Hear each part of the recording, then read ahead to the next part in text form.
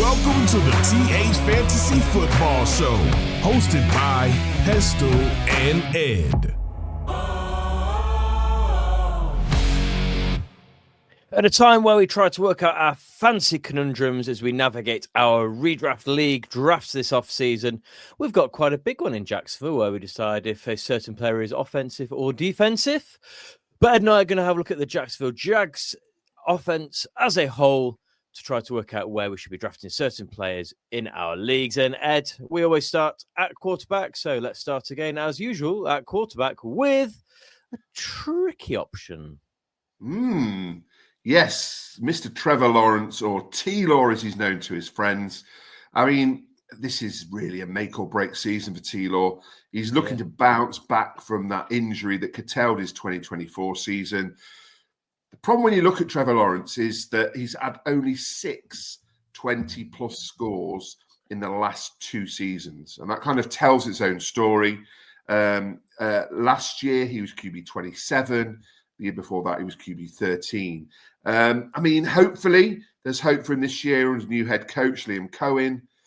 Cohen was Baker Mayfield's offensive coach or offensive coordinator in Tampa Bay last year.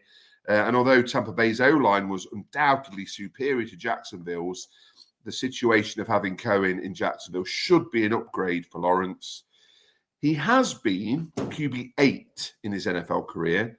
So where he's going at the moment, which is kind of about QB 27, is, it's probably slightly better than that. He's going about QB 20. That could be an absolute steal, as he's got the talent, weapons, and probably now the coaching to bounce back. But it's a bit of a punt, really, I would say. What do you think on T-Law? I agree. I was just looking at a stat then when you were saying about only getting over 20 points. Was it twice, did you say? No, in the last 2 years, he's only had 6 scores of 20 or more. Like, you just don't know what to do with that, do you? You need that kind of more frequently than that. I think that I've gotten there as a QB streaming option. I think there's higher upside potentially than other players if you believe that Cohen is going to bring rejuvenation to the offense in Jacksonville. It just depends how much you believe that, and you can kind of make a case for lots of players going as late as Trevor Lawrence is that they could have some sort of high ceiling. I think I'm a bit bored of it, if I'm honest. I think for me, we say make and break. I'm not interested in targeting a quarterback that late with that many question marks. It's not how I'm going to draft, so I can't imagine. Maybe in 2 QB, I might take a gamble on him. But even then, I'd like to think I'd already got 2 quarterbacks before I was drafting Trevor Lawrence, unfortunately. Yeah, he's got a lot of fans, hasn't he, T-Law? And I think, he's undoubtedly got the talent. But over the last few years, I know there's been injuries, but also form has not been great. And I don't really know if I'd have the confidence to draft him this year. I certainly haven't got him in many places. Should we move on next to the running backs? It doesn't really get much more optimistic, I don't think. Maybe you're more optimistic than I. Well, no. I mean, they've got, I suppose you could describe their running back room as an interesting one. It's certainly tight in terms of who's going first. But let's have a look, first of all, at Travis Etienne. There he is on your screen. I mean, I don't think it's a hot take to say that Etienne was the biggest fancy bust of 2024.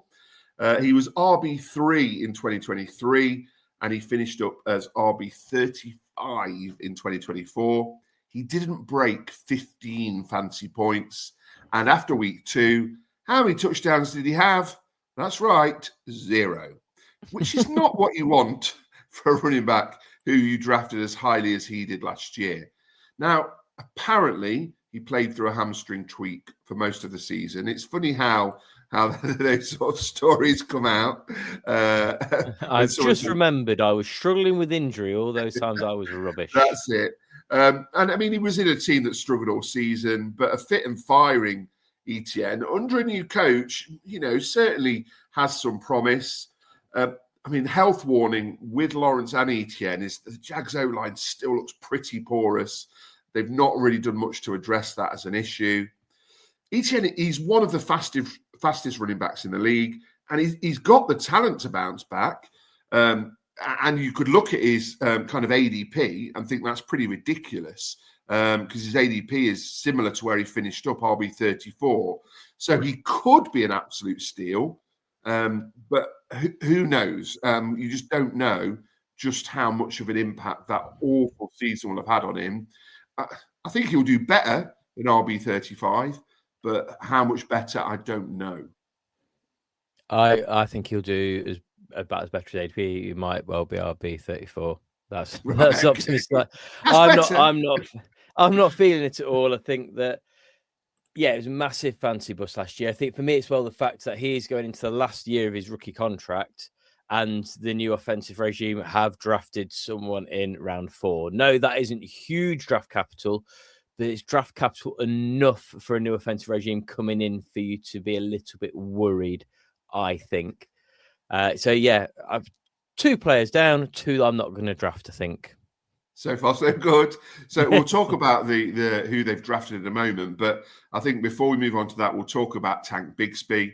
I mean, he had an absolutely horrible rookie season. He was fairly solid last season in his sophomore year. Has he done enough to challenge Etienne as the starting running back? I don't know. I mean, he certainly hasn't been, hammering the door down. One of Bigsby's biggest issues is that he doesn't get involved in the passing game in the fantasy world. He's had just 8 receptions from his 477 NFL snaps. I like that stat. He's a wrecking ball, and he'll get sound goal line work, but Etienne is much more of a rounded back, which is why I don't really see Bigsby kind of pushing him for the RB1 role. Bigsby will have a bit of a job holding off the other running back in the conversation who we're about to talk about. My favourite stat about Tank Bigsby is that he had the most yards after contact of all qualifying running backs. 72% of his total yardage was after contact. There's something there, isn't there? There is certainly something there, but I think the fact that we're on the second RB and we've still got perhaps the more exciting of the 3 to talk about, although the nose sound, that's the other reason why I'm going to struggle to be too excited, because we've got all these question marks alongside a 3-back committee, which once again doesn't give you a huge amount of hope. But the next player, I am really interested to see what he does this season. Yes, I'm going to do my best to pronounce his name correctly. I think it's Bashal Tutin. Are we having that? Toot, toot. Yes. That's our new sound drop for Bashal Tutin. Okay. One of the fastest running backs in the draft, slightly faster than Etienne, and that's saying a lot because Etienne is rapid. He did have a big problem with fumbles in college, 10 fumbles in 2 years, and he's going to have to tidy that up.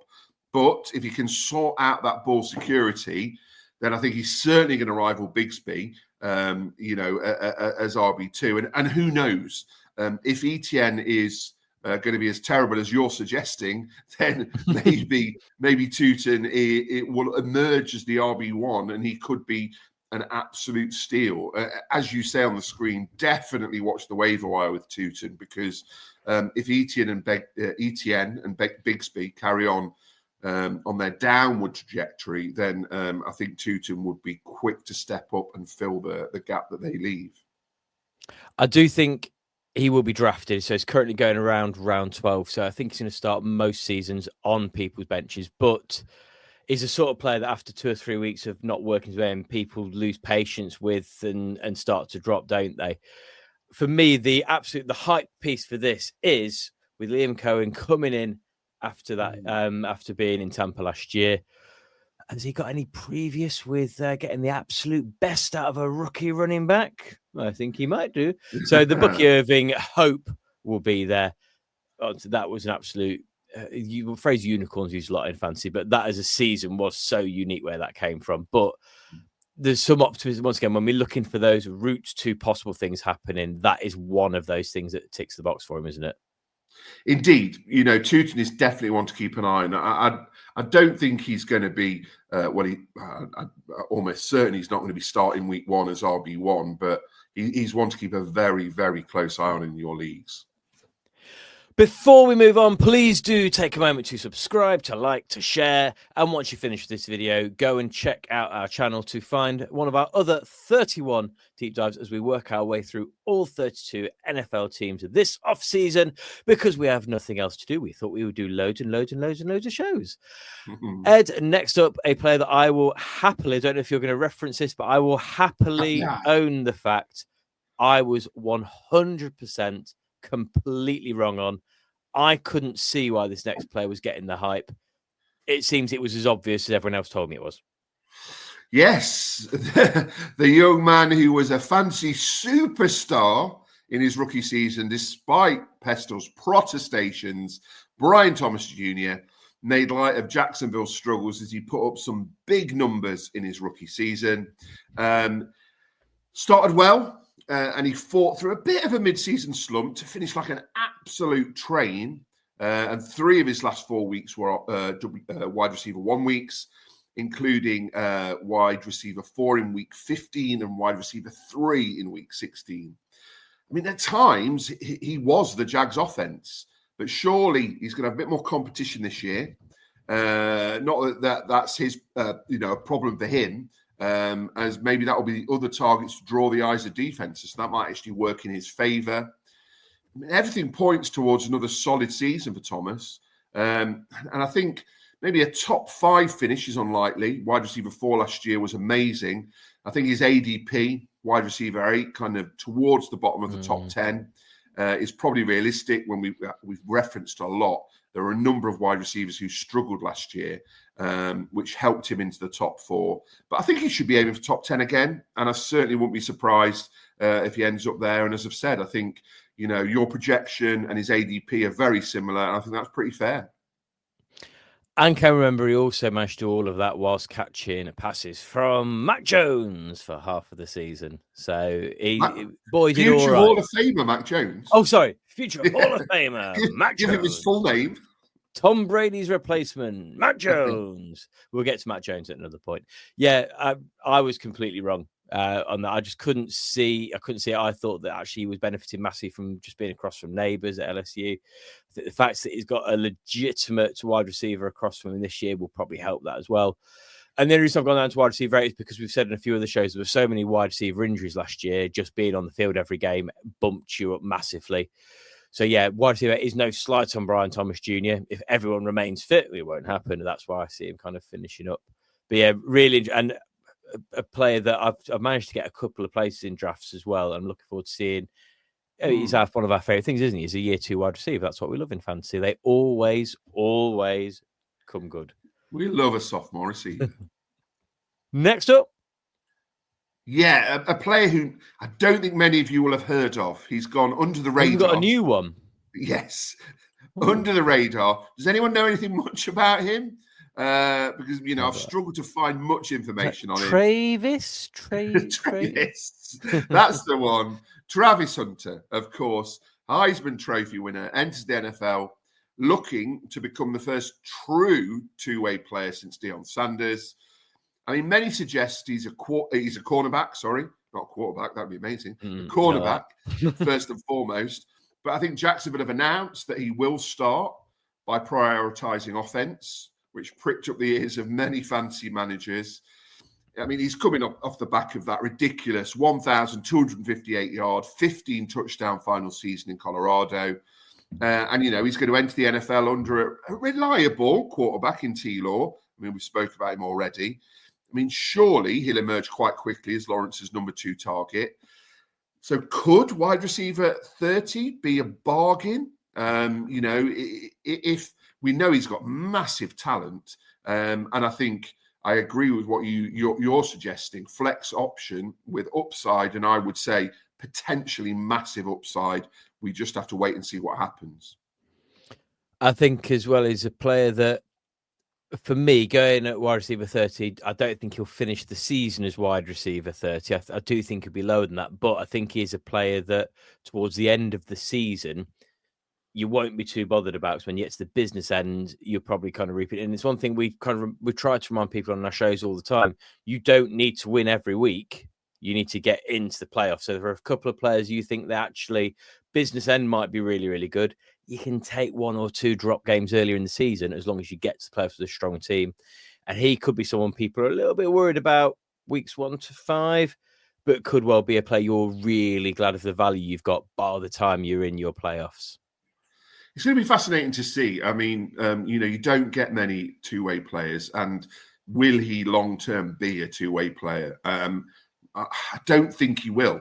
I don't think you can sustain that. And I think if he was going to choose one, it would be as a receiver. But, who knows? I might be completely wrong. To have a look, though, at the depth chart behind him, one of the reasons you can be optimistic about Travis Hunter is the names behind him don't really frighten you. Yeah, there's not much behind him. I mean, De'Ami Brown is a decent pickup for the Jags as a wide receiver 3. Don't forget he came alive in the playoffs last season. Not really relevant for fantasy. He'd done very little in his NFL career before that. So I'm sure he's very happy with his 1-year, $10 million contract, 95% guaranteed. So, maybe someone to stash for your bench.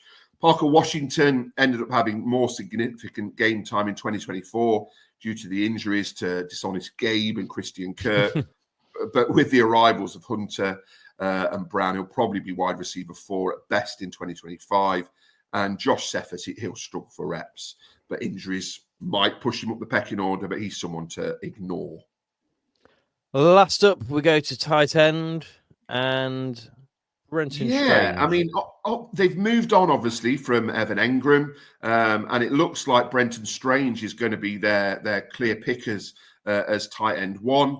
When Engram was injured last season, Strange, he looked good. 29 receptions for 275 yards and a couple of touchdowns in 8 games. I don't think he's likely to have a huge receiving workload, especially with Thomas and Hunter ahead of him. But, he's probably going to spend a lot of time blocking. He's going off the board at about tight end 22. I think that's probably right. He might be a solid streaming option down the stretch. He's probably going to have some big weeks, but we just don't know when they're going to be. So that makes it quite difficult from a fantasy perspective. It's superb. It'll be interesting to see what role emerges for him and therefore how involved he is. And that's why I've got his potential sleep pick. There are a couple of question marks. If they land, and like I said, he had 1, 2, 3, 4 games as a top 12 tight end last year. He's got it in him that he could be a value pick. Should anyone be drafting him for their startup rosters for redraft? Absolutely not, no. But he's one that's worth keeping an eye on. And yeah, I think we'll be streaming. I think he's a player that we'll probably talk about from DFS in tight end friendly matchups. But yeah, he's one that potentially we could be looking at the end of the season. He proved to be quite good value at tight end, not week in, week out, but as a regular plug and play tight end. Definitely. So looking at the Jags as a whole, are you optimistic for them this season, Ed, or it feels transition-y when it really shouldn't feel transition-y when you think, like say, where T-Law is at?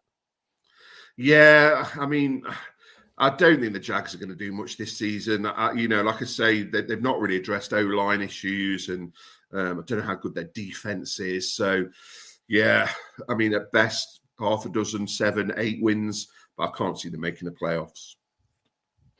Well, that is all from us on the Jacksonville Jaguars. As said earlier, please go and check out one of the 31 other shows on all of the other NFL teams as you prepare for your redraft fantasy drafts. But for now, it's goodbye from me, goodbye from Ed, and Malcolm, take us home. You have been listening to Pestle and Ed of TH Fantasy Football. For more content, follow TH_fantasy_NFL on Instagram and Twitter.